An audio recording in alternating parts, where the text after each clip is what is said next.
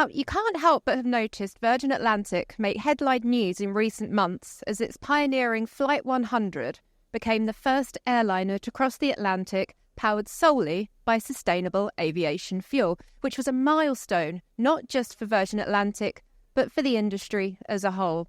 And here to share some more insights and lessons learned, it's Shai Weiss, CEO of Virgin Atlantic. Flight100, which was flown on November 28th, 2023, I think is a pretty significant step for aviation, of course, for Virgin Atlantic, as we like to lead the industry in decarbonization. But the flight was 100% sustainable aviation fuel on a wide-body commercial flight between London and New York. So we basically proved that if the fuel is made, we can fly it not up to 50%, but up to 100%.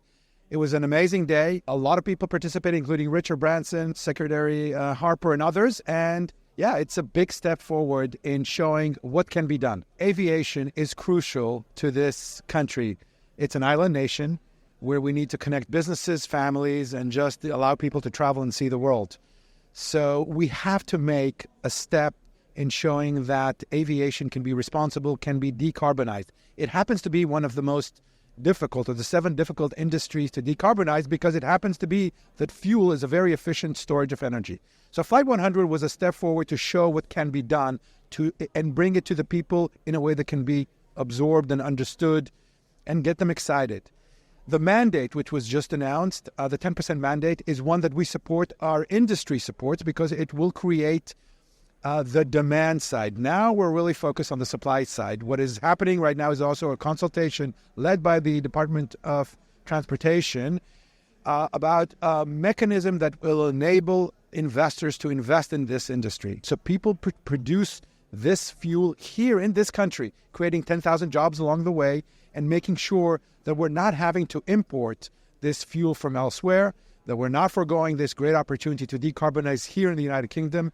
So there's a lot to play for, and this is a significant step forward. So the mandate is only one side. It creates the need for airlines to buy this fuel, and we've committed to it regardless. So 10% by 2030, but the scale up to get to 10%, only to 10%, is about 100 times of what is available today. You need investors, you need the oil majors, you need the airlines to participate. The government has a role to play, not just creating the mandate, in my mind, supporting the price certainty, which gives investors a certainty on price in the early stages. I don't think it's going to be required because there's not enough of this fuel, so it's going to be bought.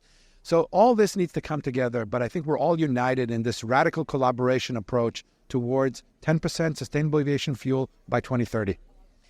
Do you think more needs to be done from a legislative perspective or a government perspective to try and increase supply, or is it just achieving that price parity? The government in this country and Europe in general are leading the way. And within that, of course, Virgin Atlantic has taken a big role in showing what can be done and, of course, committing. We've reduced our own CO2 emissions by 23% over the past decade up to 2023 just by flying the best planes and the newest technologies out there. So I think the mandate is a good idea. And we are committed to it with or without the government. This consultation is an important piece.